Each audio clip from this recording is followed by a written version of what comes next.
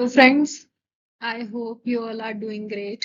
तो आज हम एक गेट का क्वेश्चन करेंगे जो 2021 में पूछा गया था, जैसा कि आपको स्क्रीन पे दिख रहा है। Piku faces a lottery with outcome of $24, 12 rupees, 12 rupees, 48 and 6 given by the following probability distribution दे रखा है कि लॉटरी का आउटकम 24 होने के चांसेस है 2/6, यानी कि 1/3 चांसेस है कि आपका लॉटरी में 24 रुपीज आप विन करो।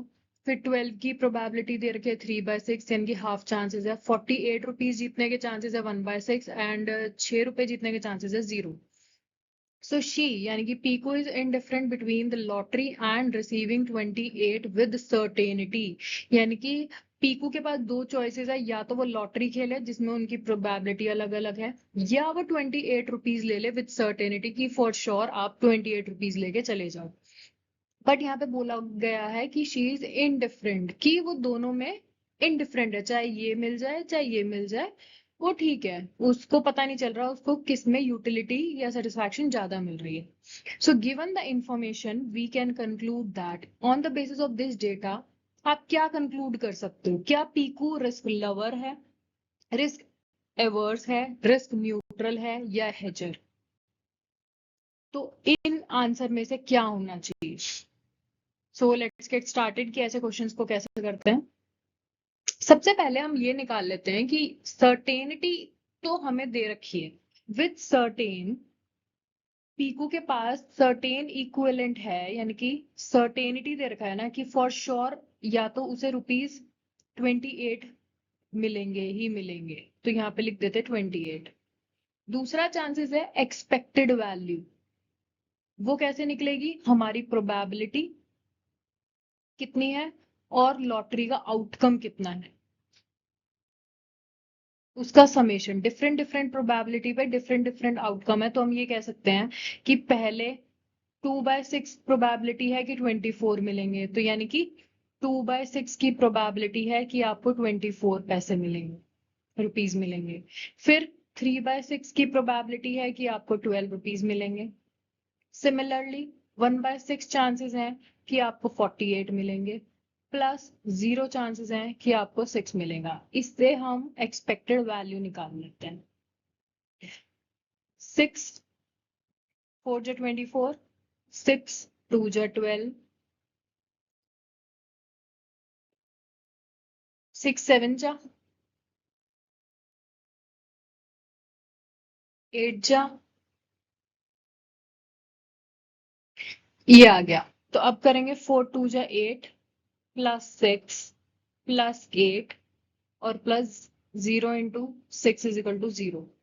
तो ये हमारे पास आ गया आपका 8 8 16 22। 22 है हमारी एक्सपेक्टेड वैल्यू। अब आप देख रहे हो कि पीकू अगर लॉटरी खेलता है तो उसको एक्सपेक्टेड वैल्यू है कि 22 वो अर्न कर सकती है, लेकिन वो क्या सोच के चल रही है कि चांसेस है कि मैं 48 भी तो जीत सकती हूँ। अगर आप कंपेयर करोगे 24 12 48 6, तो हाईएस्ट तो वो जब भी तो लॉटरी खेलने के लिए वो रेडी है, क्योंकि उसे लग रहा है कि कुछ तो चांसेस है कि मैं 48 जीत सकती हूँ। अगर इसके बाद देखे तो 28 है, अगर उसे सर्टेनिटी से चाहिए होते तो वो तो 28 की तरफ जाती ना, क्योंकि हाई चांसेस है कि उसको कम पैसे मिलेंगे, लेकिन वो इसके चक्कर में लॉटरी खरीद खेलने में भी इंटरेस्टेड है। तो यहां पर हमारे पास दो वैल्यू आई, इक्विवेलेंट वेरिएशन, इक्विवेलेंट वैल्यू या एक्सपेक्टेड वैल्यू, या हमारी सर्टेनिटी इक्विवेलेंट। ये है हमारा 28 और ये है हमारा 22। तो यहाँ पर हमें दिख रहा है सर्टेनिटी इक्विवेलेंट हमारा हाईएस्ट है, लेकिन फिर भी पीकू इंडिफरेंट है, तो यानी कि वो रिस्क लेना प्रेफर कर रही है।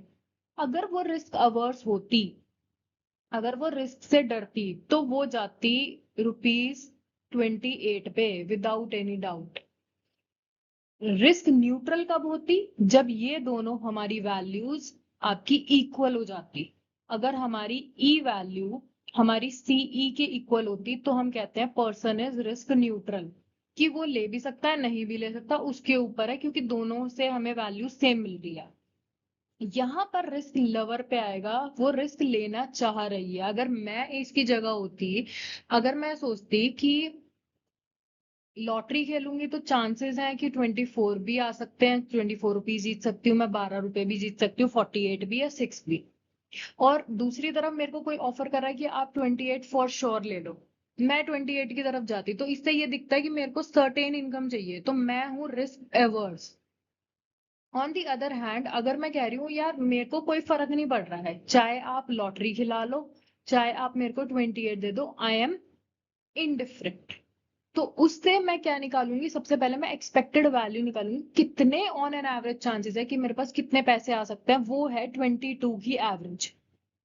तो इससे तो यही पता चला ना कि मैं रिस्क लवर हूं, मैं रिस्क लेना चाहती हूँ। क्यों? क्योंकि मैं देख रही हूँ यहाँ पर 48 भी मेरे पास रुपीज आ सकते हैं इन केस मैं जीत गई।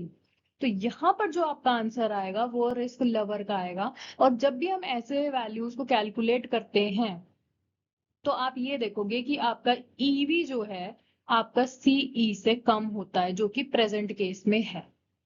रिस्क एवर्स में आपका ईवी आपका ज्यादा होगा आपके सीई से।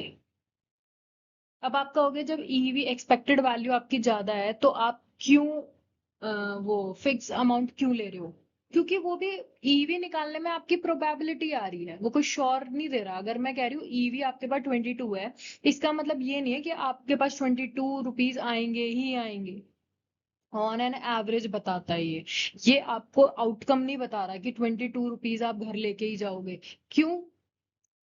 क्योंकि आपकी प्रोबेबिलिटी है, लेट्स से आपके ये आ जाए, 12 आ जाए, तो कम भी तो हुआ ना। तो ये सिर्फ आपकी एक एक्सपेक्टेड वैल्यू दिखाता है कि ऑन एन एवरेज आपको, अगर आप गेम खेलोगे तो ऑन एन एवरेज आपका 22 का रिटर्न हो सकता है। It is not sure. अगर हम श्योरिटी की तरफ जा रहे हैं तो पर्सन इज रिस्क एवर्स। अगर दोनों में हमारा सेम आ रहा है तो रिस्क न्यूट्रल कह सकता है। लेकिन इस केस में हमारी जो एक्सपेक्टेड वैल्यू है वो कम है, फिर भी पर्सन जो पीकू है फिर भी वो गेम खेलने में भी इंडिफरेंट है और श्योरिटी वाले में भी इंडिफरेंट। इससे पता चल रहा है वो गेम एक्चुअल में खेलना चाहती है। She is risk lover.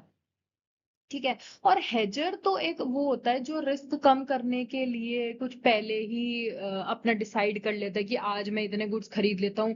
क्यों? क्योंकि मार्केट फ्यूचर में फ्लक्चुएट होगी। तो वो कॉन्सेप्ट, ये जो कॉन्सेप्ट है ना, ये एडिशनल यूं ही ऑप्शन में ऐड कर रखा है। इसका आंसर फर्स्ट 3 में से ही एक होगा। तो हमने पता लगा लिया कि इसका आंसर होगा ए। तो इसका करेक्ट आंसर हो गया कि Piku is risk lover. So thank you. आज की वीडियो में इतना ही। अगर कोई भी डाउट है please use comment section and have a great day. Bye bye.